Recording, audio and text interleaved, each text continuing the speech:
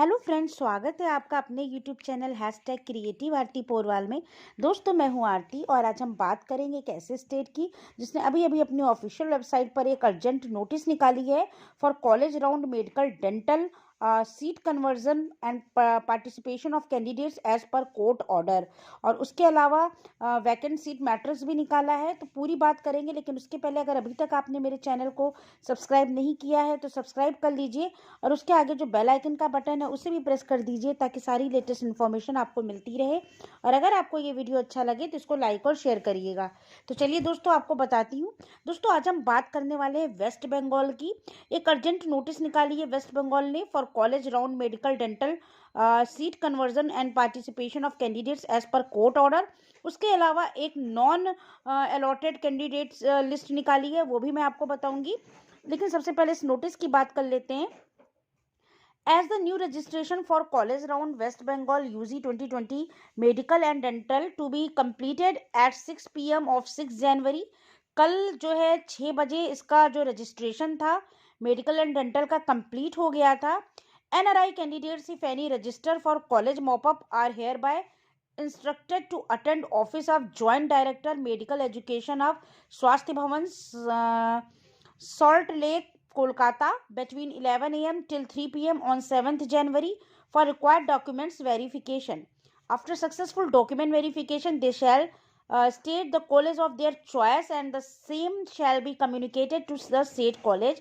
They have to report to the said college by 4 p.m. Of 8th January 2021 with required documents and fee and bond, else such seat will have converted to management quota seats at 6 p.m. of 8th January and such seats shall be available for counselling from 9th January as management quota seats.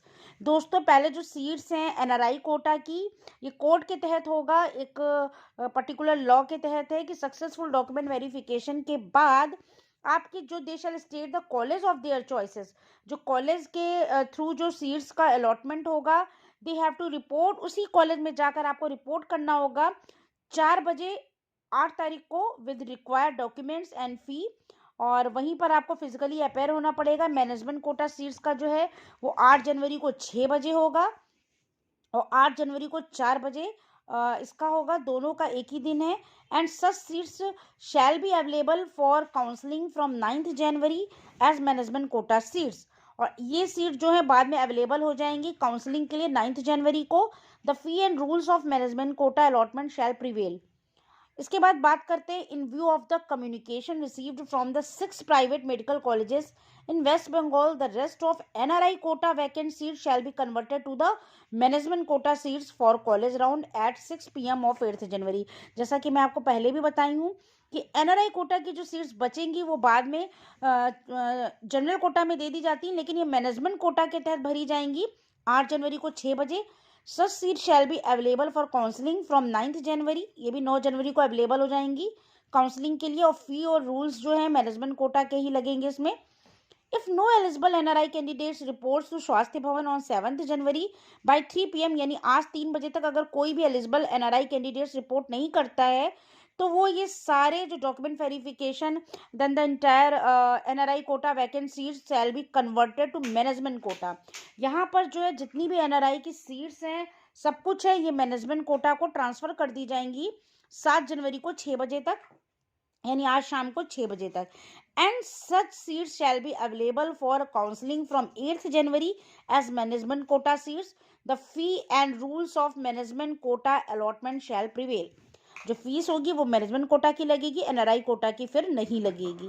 The petitioners allowed as per honourable court order for mop up may appear as per NEET UG 2020 rank with the required order of the Honorable High Court in Calcutta. Such order shall not create any equity for them except to appear for mop-up as per link per rank with requisite fee, documents and bond for the college where vacancy exists in college mop-up. If such allotment come admission occurs as per NEET UG 2020 rank, it shall be provided offline by the concerned college and the information to be communicated to WBMCC and NIC to declare such seat as non vacant. तो ये सब court law के तहत होगा कि आपका ये seat conversion इसमें बताया गया है कि जितनी भी सीट्स हैं एनआरआई कैटेगरी की, अगर वो फिल नहीं होती हैं आज, तो 7 तारीख को शाम को 6 बजे ये सारी मैनेजमेंट कोटा में ट्रांसफ़र कर दी जाएंगी और फिर उसी मैनेजमेंट कोटा के तहत इसकी काउंसलिंग होगी।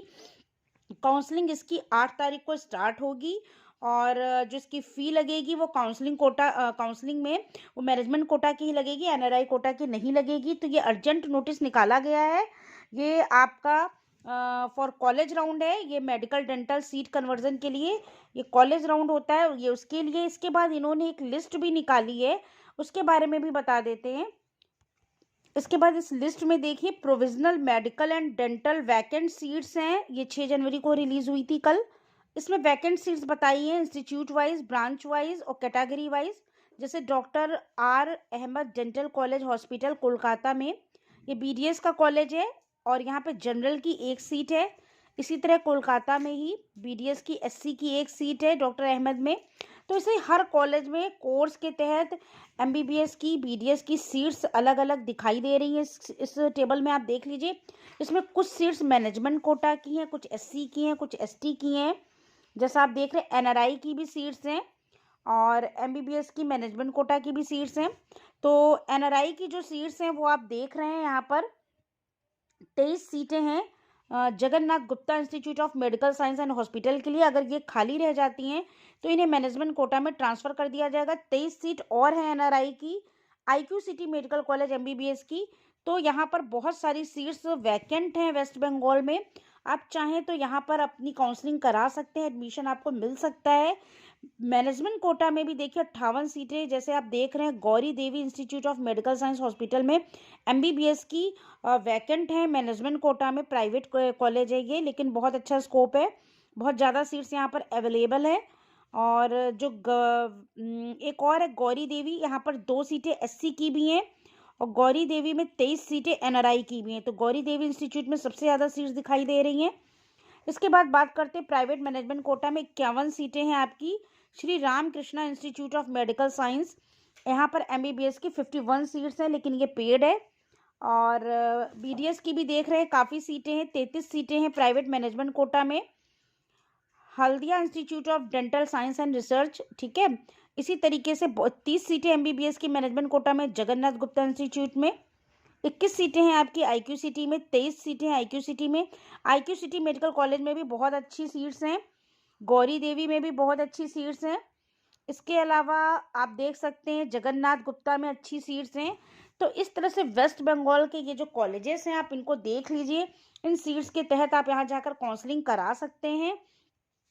इसके बाद वेस्ट बंगाल ने एक और लिस्ट निकाली है, ये बहुत लंबी लिस्ट है, लगभग 466 पेज की है।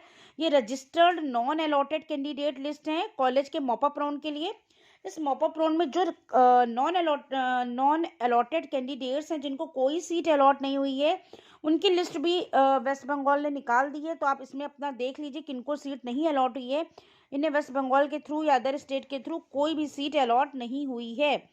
आपकी इसमें नेम दिया है, रैंक दी है, ऑल इंडिया रैंक क्या है, और अनरिजर्व्ड कैटेगरी है कि ओबीसी कैटेगरी है कि ईडब्ल्यूएस कैटेगरी है। कैटेगरी वाइज आपके सारे नाम दिए हैं, ठीक है। जैसा कि आप देख रहे हैं इस लिस्ट में, जो पहला नाम है वो है पहला नाम, पहली रैंक है इसमें, ऑल इंडिया रैंक इनकी 8992, ठीक है। और इनका नाम है शैंतना बासु और ये अनरिजर्व्ड कैटेगरी के हैं, इन्हें कोई सीट नहीं मिली है। इसी तरह अगर आप नीचे आएंगे, पूरी 466 पेज की लिस्ट है। तो ये नॉन अलॉटेड, जिन्हें कोई भी कॉलेज कोई भी सीट अलॉट नहीं हुई है। तो इस तरह से ये वेस्ट बंगाल की पूरी नोटिस थी, जिसमें मैंने आपको वैकेंट सीट्स भी बता दी और कैसे इनका कन्वर्जन हुआ है एनआरआई सीट्स का पेमेंट कोटा की सीट में, मैनेजमेंट कोटा में। और ये नॉन अलॉटेड कैंडिडेट की लिस्ट, जिसमें लास्ट नाम है सुमन सीरज का, और इनकी ऑल इंडिया रैंक है 818412 और इन्हें भी कोई भी कॉलेज अलॉट नहीं हुआ है। ये भी वेस्ट बंगाल के हैं। तो ज़्यादातर इसमें वेस्ट बंगाल के ही हैं, कुछ अदर स्टेट के भी हैं, क्योंकि ये ऑल इंडिया कोटा की non allotted registered candidate list है। तो दोस्तों, अगर आपको ये न्यूज़ अच्छी लगी हो तो मेरे चैनल को सब्सक्राइब करिएगा, मेरे वीडियो को लाइक और शेयर करिएगा। Thank you.